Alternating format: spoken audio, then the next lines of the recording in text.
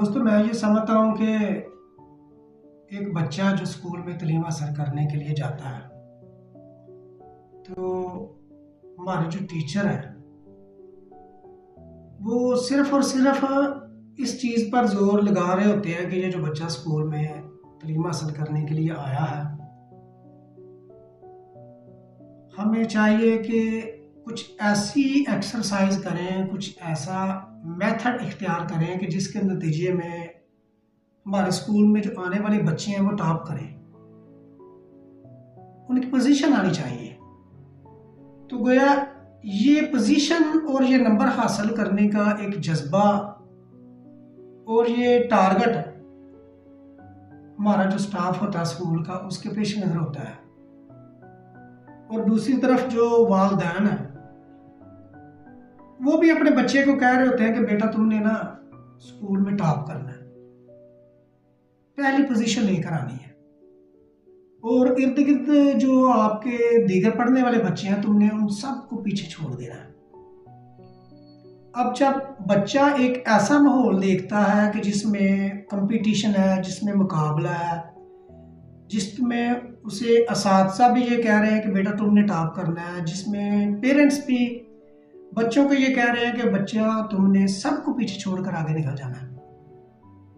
तो ऐसे माहौल में ज़रा आप गौर फिक्र करें कि वो बच्चा जब बड़ा होगा तो उसकी जो शख्सियत है वो कैसे बनेगी। उसकी शख्सियत ये बने कि मैंने सबको पीछे छोड़ना है, मैंने टॉप करना है। उसकी सोच एक इनफरादी सोच होगी, उसकी सोच ज़्यादा से ज़्यादा अपनी फैमिली को माशी वाले से मजबूत करने की होगी। लेकिन अगर आप बच्चे की तालीम के साथ साथ अगर तरबियत भी करें, घर में भी, सोसाइटी में भी और स्कूल में भी, तो मैं ये समझता हूँ कि वो बच्चा आने वाले दिनों में आपकी सोसाइटी के लिए एक सूदमंद शहरी साबित होगा। बच्चे को ये लगना चाहिए कि मेरे माँ बाप इस चीज़ में खुश होते हैं कि मैं लोगों की हेल्प कितनी करता हूँ। जब बच्चा ये फील करेगा तो फिर बच्चे की किरदार साजी होगी। इस काम के लिए आपको करना क्या होगा कि जब आपका बच्चा स्कूल से आए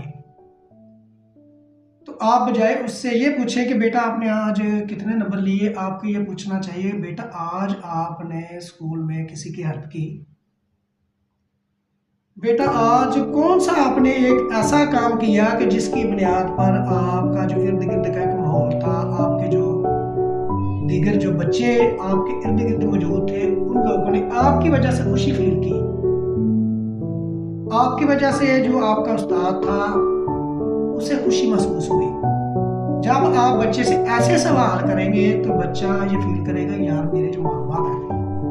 वो मुझसे नंबर के हवाले से तो पूछते नहीं, वो तो ये पूछते हैं कि यार मैंने लोगों के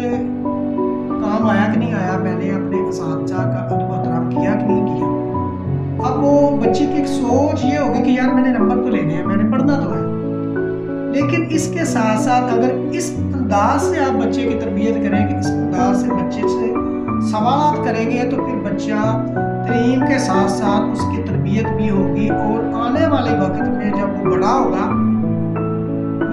वो सोसाइटी के लिए एक सूदमंद शहरी साबित होगा। तो गोया आज हमें इस चीज़ का अज़म और इरादा करना है कि हमने बच्चे की न सिर्फ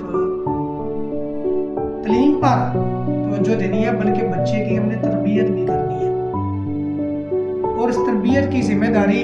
वालिदैन के साथ साथ उसके असातिज़ा की भी जिम्मेदारी बनती है कि वो भी बच्चे को ये जो नंबर गेम है उससे बाहर निकालें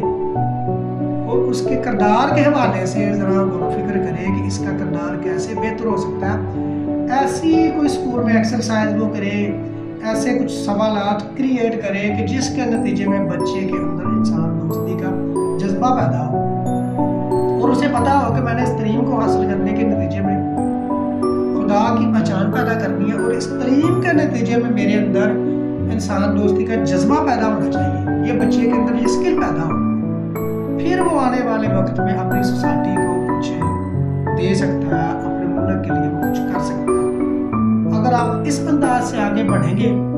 तो फिर आपकी सोसाइटी बेहतर हो सकती है। अदरवाइज आप पढ़े लिखे जाहल पैदा कर रहे हैं।